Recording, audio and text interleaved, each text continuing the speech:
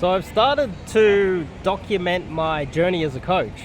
Now, this is something that is totally different from my journey as a guy that was getting into pickup and doing lots of approaches and refining my game. They're two different skills. I know a lot of guys, a lot of dating coaches conflate the two because they want to rig it in their favor, but they're two different skills. You know, the thumbnail of this video is Muhammad Ali standing in front of Cus D'Amato. Cus D'Amato was in his 60s, he was coach of Mike Tyson, and Muhammad Ali was the actual fighter. Imagine if Muhammad Ali said to Cus D'Amato, "You can't coach unless you can beat me in the ring," even though Muhammad Ali is like half his age, in his prime, weighs more, bigger, fitter, and he's trying to bash an old man. The community, the fighting community would be ridiculing Muhammad Ali to this day if that was the case. I want to talk about that. I want to talk about how there is a difference between a coach and a pickup dude, and some guys conflate the two because what they want to do is, while they're learning pickup, while they're learning dating, they decide to be coaches to fund it. I want to talk about that and a few more things, but before we kick it off, I'm Dave, and this channel is dedicated to giving you no BS, novel dating advice for the modern man. I picked this spot, nice sun in my eyes, and there's this is a great little cross-section vantage point where you got people flowing through here, you got people flowing through here, you got people flowing through here, you got two access points here and here. Great little vantage point where you can do other things and get out a few approaches. It's great. And behind us there's a flow that goes into it as well. Perfect little spot. But yeah, so I wrote a blog post outlining my thoughts on that, and I also go into depth on how with soccer even, you'd have Lionel Messi at 17 years old trying to learn to be a professional soccer player, being guided by old men. Imagine if in the soccer community they said to a 60, 70-year-old coach like Jose Mourinho, "Hey, you can't be a coach. How many goals have you kicked for Manchester United lately, or Barcelona?" Well, maybe when he was younger he was a good soccer player, but there is a difference between a coach and a guy that is actually playing in that moment. And I'm not saying this in a way that negates my skills when I was younger as well. You can read my book, The Disabled Casanova. I've had a few hip replacements since then. I'm a little bit older, I'm in my mid-40s. You can't really expect me to be gaming on the same level as I was in my 20s or even early 30s. They're just two different things. Even in boxing, they have weight classes for a reason. You know, another metaphor could be a heavyweight trying to pick a fight with a lightweight. You know, and as you get older, you become a lightweight. You know, that's just the reality of game. It's really difficult if you're in your 40s or 60s to pick up a 21-year-old 10 out of 10 knockout, you know, when you're so old, unless you introduce all of these marketing campaigns and you're in a third world country and you've got a lot of money to throw around, then that's rigging the data as well. So this is a lot more complex than I think a lot of people give it credit for. But a lot of the black pill guys, they say that looks are everything, but they're not everything, they are a factor. It's the same as Muhammad Ali meeting Cus D'Amato. They don't expect Cus D'Amato to knock out Muhammad Ali. And also, as he got older, this guy never really became a good coach, did he? How many world champions has Muhammad Ali produced since he retired? 0. How many amateur fighters did he mentor? 0. So it's really hard to find someone who was a great fighter, a great soccer player, who later on became a good mentor, because it's a total different skill and it takes a lot of time and effort to put into it. So that's why I decided to start documenting my journey.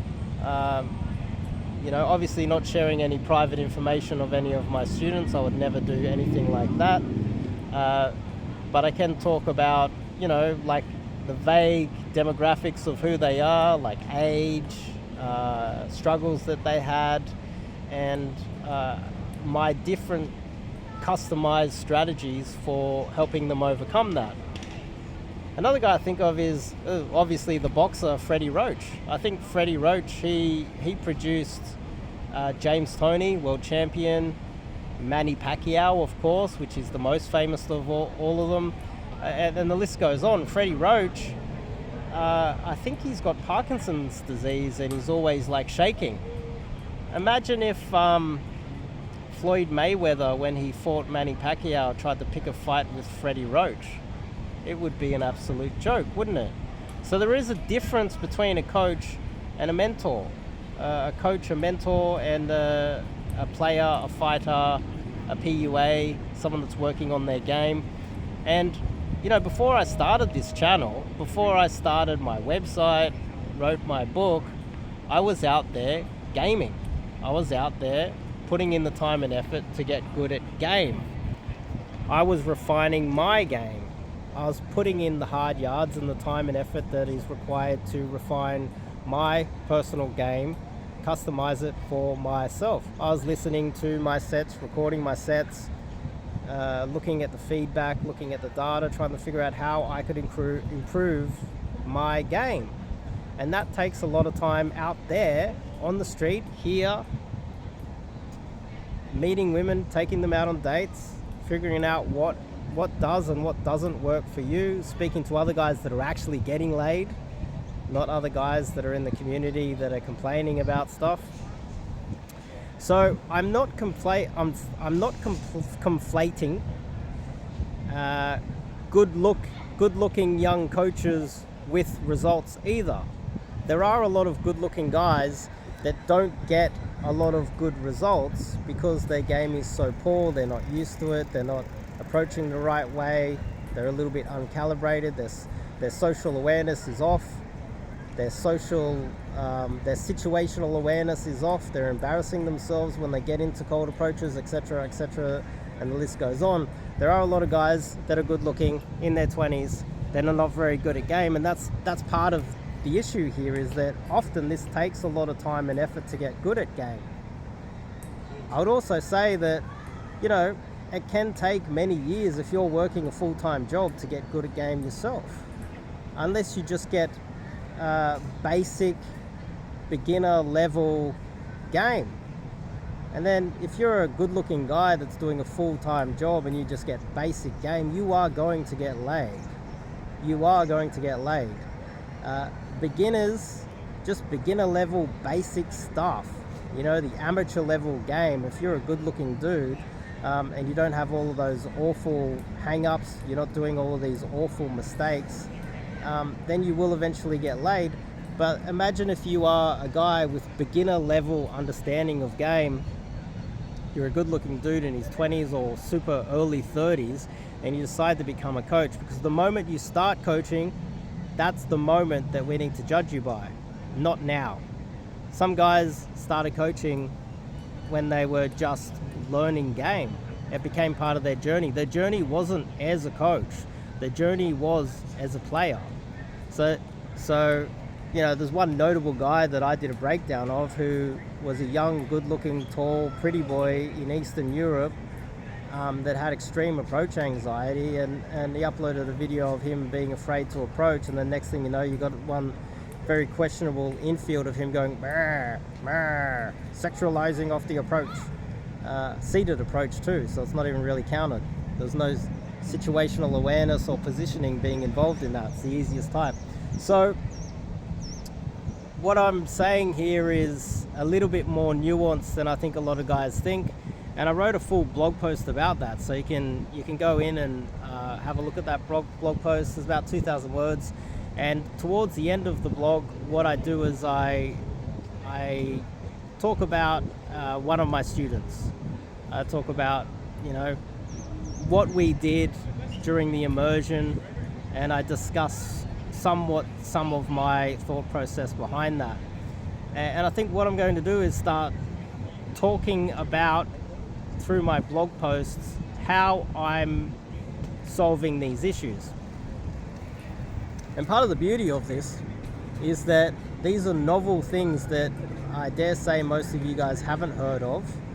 My strategies are very novel and individual, and they're my ideas.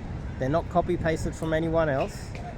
And when I put them all down on paper, and I notice other coaches start stealing it because they're the fraud type of coaches that started when they were just doing their game journey, and they don't know, they like to conflate your game with your coaching, I'll be able to call them out on it. So I want it down on hard, black and white, written down, so that a lot of my ideas are seen as mine, and I'll be able to call them out. So that will also give me some drama as well. I can point out the drama and hopefully that will get some more clicks, because I had a guy in the comments, some video game nerd, saying, oh, doing videos day on day, getting this many views is a waste of time, LMFAO or whatever. But that's the difference between a video game nerd, loser, and a man that's out here doing his purpose. He doesn't actually look at the results always, because the results will come. You put in the work. That's the difference between a man and a boy. A man turns up every day, even for 30 views per video, and keeps smashing it out, knowing that eventually, if he is who he says he is, will eventually get the rankings in the system, get the recognition that he deserves. You put in the time and become that person. You don't talk shit and pretend to be that person, which a lot of people do. So there are people out here that are actually taking the action, putting in the time and effort. They eventually rise to the top, even though society allows incompetent people to rise to the top that don't deserve to be there. I do believe there is a meritocracy eventually if you put in the time and effort. And so uploading these videos for 30 views per video, some might say it's a waste of time, but I can still look back on this if I eventually get some clicks and say that it's worth it. So in this blog post, I think I'll put in the description, or you can go to the website. I'll if I put it in the description, hopefully I have time to do that, and I'll you can have a look at that. The first part is really just discussing the most obvious thing, which I think the dating industry conflates, is that there's a difference between a coach and a player. There's a difference between a PUA and a player, and it's almost hilarious to when you really break it down and think about it. Some good-looking pretty boy hits the nightclub and gets a yes girl off the approach. That doesn't mean that he's a good coach. You know what I mean? It's just blatantly obvious. And this is partly why, you know, the industry has such a hilariously bad reputation. And the second part of it is how I coach the guy during an immersion. And I've just written the second one too, so I've got 2 blog posts up there, and I think I'll continue. But there'll be older students as well that you know, wherever they are right now, you wouldn't be able to identify them or figure out who they are. So, you know, there's no risk of me doxing people or anything like that. It's more just talking about how I looked at what their issues were and customized the coaching to them and the methods to them. So I think that will be part of my journey moving forward. I'll try that out. We'll see how that goes. If not, we'll change the strategy. And that's what you do with everything in life.